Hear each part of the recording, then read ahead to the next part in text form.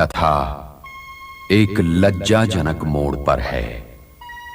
मर्यादा की रेखा के इस पार आज द्रौपदी के अतिरिक्त कोई नहीं, और मर्यादा की रेखा के उस पार सभी हैं।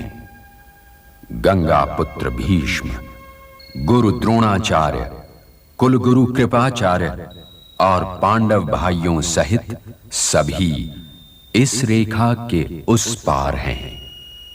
इसलिए ये रुक कर सोचने की जगह है, क्योंकि ये निर्णय वर्तमान और भविष्य के हर व्यक्ति को लेना पड़ेगा कि स्वयं वो इस मर्यादा रेखा के इस पार है या उस पार है।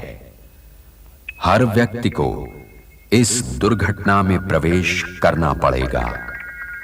तो एक बार फिर दुर्योधन के भेजे हुए द्वारपाल के साथ ही हम अपनी आज की यात्रा शुरू करते हैं। आप तो सब कुछ हार गए सम्राट। अब कहाँ के सम्राट मामा श्री। अब क्या लगाओगे प्रिय युधिष्ठिर? अब मैं अपने प्रिय अनुज नकुल को दांव पे लगाता हूँ। अब क्या चाहिए प्रिय दुर्योधन? मुझे 9 की आवश्यकता है। नकुल दास हुआ। अब मैं अपने प्रिय सहदेव को दांव पे लगाता हूँ। सहदेव, जय दास सहदेव। अर्जुन, वीर अर्जुन, आठ। मैं अपने भाई भीम को दांव पे लगाता हूँ। बलवान भीम भांजे।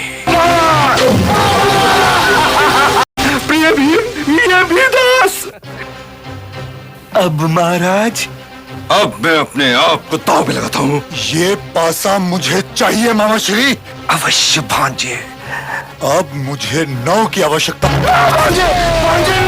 अब तो ये युद्ध समाप्त करना ही पड़ेगा, क्योंकि अब दांव पर लगाने के लिए मेरे पास कुछ नहीं है। कैसे नहीं महाराज, वो अभिमानी, वो मृग नयनी द्रौपदी जो है आपके पास। महाराज, इस सभा में आपकी पुत्रवधू का नाम इस अनादर से लिया गया और आप ये सुनकर भी चुप रह गए।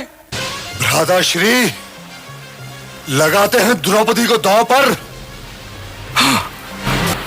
मामा श्री, मुझे 9 की आवश्यकता है।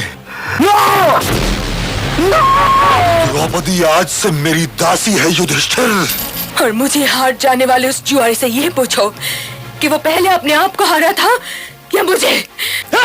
हे राजन, कुलगुरु होने के नाते यह कहना मेरा कर्तव्य है कि भोग विलास, मृगया और द्यूत ये ऐसे अवगुण हैं जो व्यक्ति और व्यक्तित्व दोनों का नाश कर देते हैं।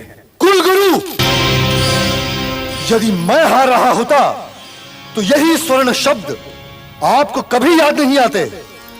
यह तो वही बात हुई कि जिस थाली में खाया उसी में छेद किया। बैठ जाइए कुलगुरु, मैंने कहा बैठ जाओ। जब बांस का अंत होने वाला होता है महाराज, तो उसमें फल आ जाते हैं। दुर्योधन भी हस्तिनापुर की राजनीति का एक फल है महाराज। फिर भी यदि आप सोच सकते हैं तो सोचिए, द्रौपदी कुलवधू है, उसका अपमान कुल का अपमान है। पितामह, द्रौपदी अब कुलवधू नहीं है। आज से वो मेरी दासी है, दासी। और वो भवन में दूसरी दासियों के साथ रहेगी और उन्हीं के प्रकार काम काज करेगी। मेरी निष्ठा हस्तिनापुर राज सिंहासन के प्रति है महाराज, दुर्योधन के हठों के प्रति नहीं है। और उस सिंहासन पर मेरे ही पिताश्री विराजमान है ताजश्री। मैं ताजश्री से सहमत हूं पिताश्री। भविश्री का अपमान सारे भरतवंश का अपमान है। विकर्ण, मैं तुमसे मान सम्मान के विषय में कुछ नहीं सुनना चाहता। बैठ जाओ। और मुझे अपने दासों के सर पर ये मुकुट अच्छे नहीं लग रहे। अपने अपने ये मुकुट उतारकर मेरे चरणों में रख दो।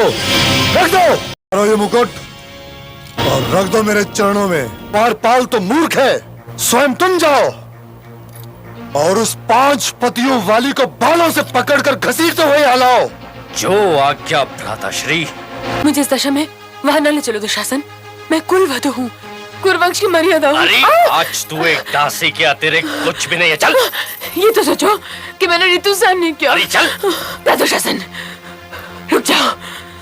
मैं तो इस दशा में घर वालों तक के सामने नहीं जा सकती। चल। और तुम मुझे घसीटते हुए बड़ी सभा की ओर ले जा रहे हो।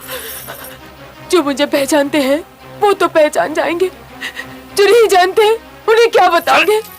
क्या पाओगे कि मैं तुम्हारे पिताश्री के अनुज महाराज पांडु की पुत्र वधू हूँ। और यदि बीच में ज्येष्ठ माता से मिल गई और उन्हें तुमसे पूछा कि तुम क्या घसीटे लिए जा रहे हो, तो क्या कहोगे उन्हें? कह सकोगे कि तुम कुरुवंश की मर्यादा को घसीटते हुए भारी सभा क्यों ले? पार कर गया पाप की हर सीमा को नीच, कुल मर्यादा खींचता भरी सभा के बीच। भ्राताश्री, ये रही 5 पतियों वाली द्रौपदी। क्या कहा था तूने? अंधे का पुत्र अंधा। इस दासी को मेरी जंघा पर बिठा दो। दुर्योधन, इस अपमान के लिए मैंने तेरी जंघा न तोड़ी तो 7 जन्मों तक तेरा दास बनना स्वीकार करूंगा। क्षत्रियों की भाषा भूलने का प्रयत्न करो दास। चिंता न करो मित्र, कुछ भूलने और कुछ सीखने में कुछ समय तो लगता ही है। मैं जिस वंश की हूँ उस वंश की परंपरा कुछ और है। उस वंश में लोग अपनी कुलवधू के मान सम्मान की रक्षा करने के लिए मर मिटते हैं। तो हर परिवार की अपनी परंपरा होती है। कृपया मुझे भरतवंशियों की परंपरा बताइए। मेरी ओर देखिए पितामह।